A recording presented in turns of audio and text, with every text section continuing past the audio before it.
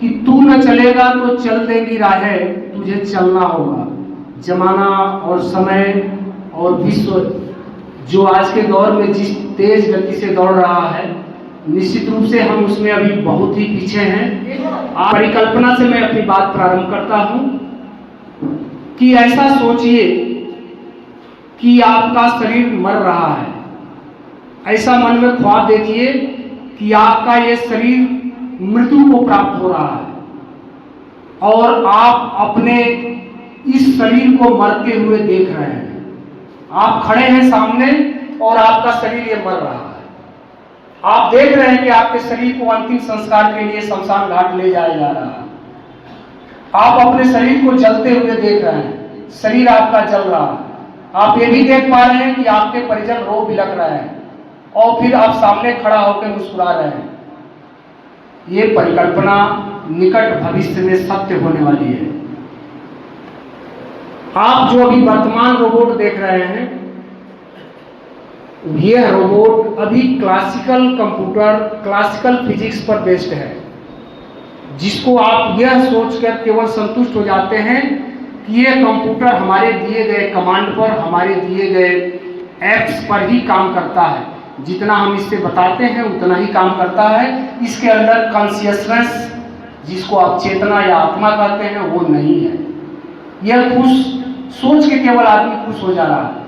लेकिन आप कल्पना करिए कि आने वाले 5 सालों में, 10 सालों में, 20 सालों में, 25 सालों में अगर ये सत्य हो गया कि उस रोबोट के अंदर कॉन्शियसनेस आ गया, उस रोबोट के अंदर चेतना आ गई, उस रोबोट के अंदर प्राण आ गए, तब क्या होगा? तो हम आपको बता दें कि वो दिन दूर नहीं है। जैसा कि अभी आप माइक मंच से आपसे हमारी वार्ता हो रही थी क्वांटम फिजिक्स और क्वांटम कंप्यूटर के क्षेत्र में, तो ये बताते हुए मुझे हर्ष हो रहा है कि क्वांटम कंप्यूटर के क्षेत्र में दुनिया इस कदर आगे बढ़ गई है कि ये परिकल्पनाएं सत्य होंगी। हम अपने अंदर रोबोट में अपने मरने से पहले अपने मस्तिष्क से सारी मेमोरी कॉपी कर लेंगे। जैसा आप एक कंप्यूटर से पेन ड्राइव में मेमोरी लेकर दूसरे कंप्यूटर में डाल लेते हैं, ठीक उसी प्रकार से हम मरने से पूर्व अपनी मेमोरी को कॉपी कर लेंगे पेन ड्राइव में, अपनी कॉन्शियसनेस को निकाल लेंगे और क्वांटम कंप्यूटर से जो आर्टिफिशियल इंटेलिजेंस टूल्स बनेंगे, रोबोट बनेंगे, उसमें उस मेमोरी को डाल देंगे।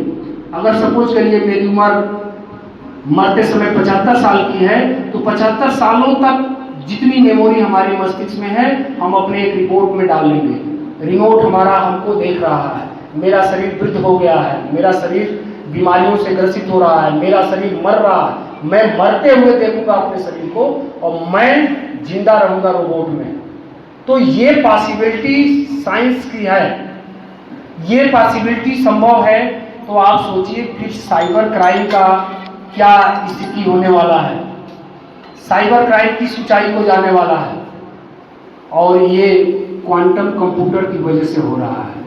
कुछ बच्चों ने बताया कि वो कंप्यूटर भी जानते हैं। जैसा आप जानते हैं कि कंप्यूटर 0 और 1 की भाषा समझता है, जिसको आप बाइनरी नंबर या बिट्स कहते हैं। क्या कहते हैं? बाइनरी नंबर या बिट्स कहते हैं। कि कंप्यूटर तो केवल 0 की भाषा समझेगा या 1 की भाषा समझेगा। तो ठीक है, कंप्यूटर या तो 0 की भाषा समझता है या 1 की भाषा समझता है, दोनों की भाषा कंप्यूटर नहीं समझ पाता है। एक बार में एक ही कमांड समझेगा वो। लेकिन ये जो क्वांटम कंप्यूटर आने वाला है, ये एक ही समय में 0 की भी भाषा समझेगा और 1 की भी भाषा समझेगा। तो इसको कंप्यूटर साइंटिस्टों ने नाम दिया है क्यूबिट्स। क्या नाम दिया है? क्यूबिट्स। और उसको क्या बोला जाता है? बिट्स।